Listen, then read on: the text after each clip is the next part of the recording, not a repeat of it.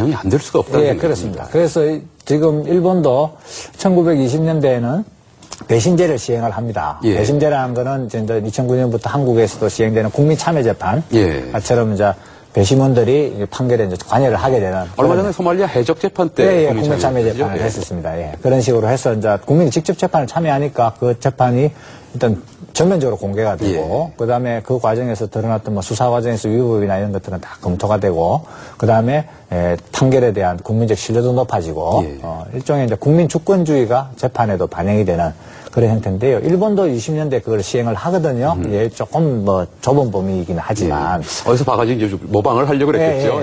그런데 그 배심제는 식민지 조선에서는 시행이 안 됩니다.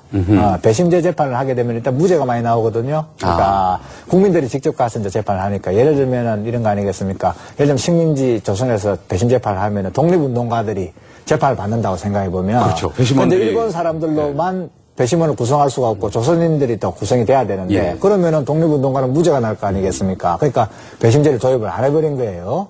그러고 나서 이제 일본도 1940년대 되면서 이제 군국주의화되고 그다음에 일본의 그 국채 즉 천황제를 이렇게 반대하는 사람들 다 잡아넣다 보니까 일본에서도 배심제를 이제 시행을 중단시켜버리는 그런 이제 사정이 됩니다. 일본에서 배심제를 중단시킨다는 것 자체는 천황제를 공격하고 천황제가 이제 바뀌어져야만이 일본이 군국주의를 벗어날 수 있고 좀 민주적인 나라가 될 수 있다라고 생각하는 사람들을 다 이제 처벌을 하는데 방해해야 되니까 배심제를 중단시켜버린 거죠. 국가 권력이 사법을 좌지우지하려고 그런다는 게 얼마나 위험한 건지 보여주네요. 그 말씀 자체가.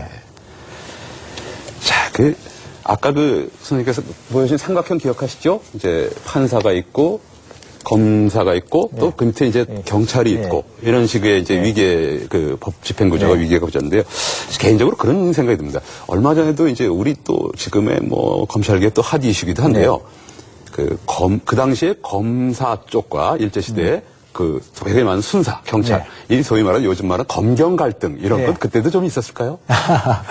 그때는 그런 것들은 좀 이제 확인하기 힘들고요. 왜냐면은 그때는 이미 검경 수사권 관련된 문제가 아니고 경찰의 수사권이 독립되어 있는 정도가 아니고 경찰이 검사 역할뿐만 아니라 판사 역할까지 하고 있었기 때문에 그런 갈등은 사실상 이제 존재를 할 수가 없었죠. 그러나 다만 이제 총독부 입장에서 보면은 전 경찰을 동원해서 또는 이제 경찰 헌병을 동원해서 통치하는 것이 진짜 훨씬 더 수월하고 했기 때문에 아주 예외적인 사건들 그리고 이게 이제 조선인민들한테 미치는 영향이 큰 것 그리고 이제 이게 세계적으로 국제적으로 우리도 재판을 제대로 하고 있다라는 거 보일 만한 그런 사건들만 정식 재판으로 가게 되고 판사, 검사가 있는 정식 재판으로 가고 나머지 이제 대다수는 범죄적 결례에 의해서 경찰 단계에서 이제 처리가 됐었죠. 그래서 통계에 의하면은 약 이제 3분의 2 정도의 사건이 이 경찰의 손에 의해서 처리가 된 것으로 이렇게 되어 있습니다. 거의 경찰이 어떻게 보면 검사, 판사 역할을 상당 부분 반 이상은 했다고 볼 수가 있겠죠. 그렇습니다. 그럼 그 당시 순사나 그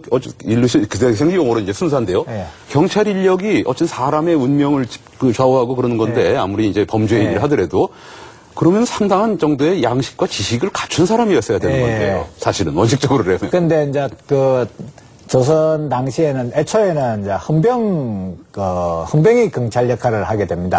이게 이제 식민지에서는 이제 식민지 조선에서는 이제 총독이 제일 높은 자리이긴 하지만 그것과 함께 이제 조선군 사령관, 군사령관이 또 큰 역할을 하게 되고 그래서 이제 두 사람이 제일 중요한데 군사령관이 차지하는 위치로 봤을 때 역시 이제 군 통치, 헌병 통치에 가깝다 이렇게 볼 수 있는 거죠.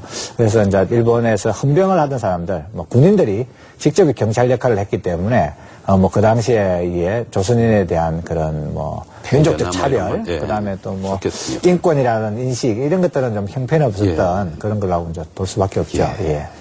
자, 지금 인권 말씀하셨는데요. 그래서 이제 질문을 마지막으로 하나 더 드리면 참 처음엔 참 터무니없었습니다. 그 당시만 해도 지금은 법조에 말하자면 이제 48시간 동안만 이제 저거라고 그다음에 영장을 청구하게 돼 있지 않습니까? 그 당시 10일이었어요, 처음에는. 나중에 처음에 14일이었고요. 그럴 정도로 사람을 오래 구금하고, 그럼 저 같은 사람도 얼마든지 수사해가지고, 또 고문도 합법화돼 있고, 저도 수사관이 되고 검사도 될 수 있겠습니다. 사람 좀 두들겨가지고, 고백해, 이런 거 나오지 않겠습니까? 참, 그렇게 인권이라는 게 굉장히 참 인권에 관한 개념이 무지한 그런 데인데요. 자, 왜 그 조선인이나 일본인이나 조선인 판검사들은 예. 조선인의 인권 옹호로 예. 이렇게 나서는 그런 거를 왜 못했을까요? 물론 그 당시에 민주주의 의식의 차이도 있고 그렇게 예. 하겠습니다만. 아까 말씀드린 대로 그 일본인 변호사 중에서는 우리나라에서 이제 건국 그 훈장도 받으신 분도 있고 예. 할 정도로 이렇게 또 변호사들 중에서 많은 활동을 하셨습니다. 그리고 이제 조선인 변호사 중에서도 예. 많이 이제 뭐 어디 분야에나 양심 있는 분들이 있으니까요. 광주 뭐 그 학생운동이나 신간에 이런 예. 거 할 때 많은 활동도 하셨죠. 그런데 전반적으로 그 당시에 이제 가졌던 사람들의 생각이라는 것이 이게 이제 그게 좀 근대화를 좀 속도로 좀 해야 되고 예. 그걸 통해서 이렇게 나라를 발전을 시켜야 된다는 데 있어서 일본이 좀 성공 모델로 자리 잡았던 것들이 크다고 봅니다. 예.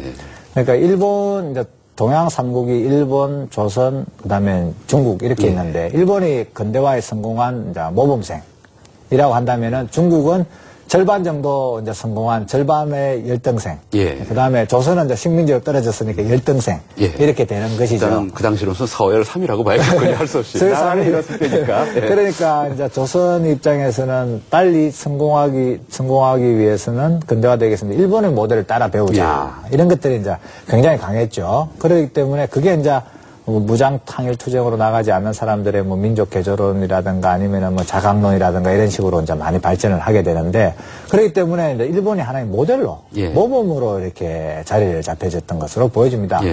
그러나 그 일본이 당시에 이미 이제 세계적으로 굉장히 낙후된 뒤떨어진 그런 국민의 인권이나 이런 뭐 사법 관련한 그 시스템을 갖고 있었기 때문에 그런 식으로 생각하는 것은 굉장히 좀 문제가 있었던 것이고 더군다나 이 조선인에 대한 거의 무자비할 정도의 그런 탄압과 예. 어떤 민족적 차별을 생각해 본다면 일본을 모델로 삼았던 것은 굉장히 이제 잘못된 그런 이제 조선인들의 이제 사고 방식이었습니다. 예.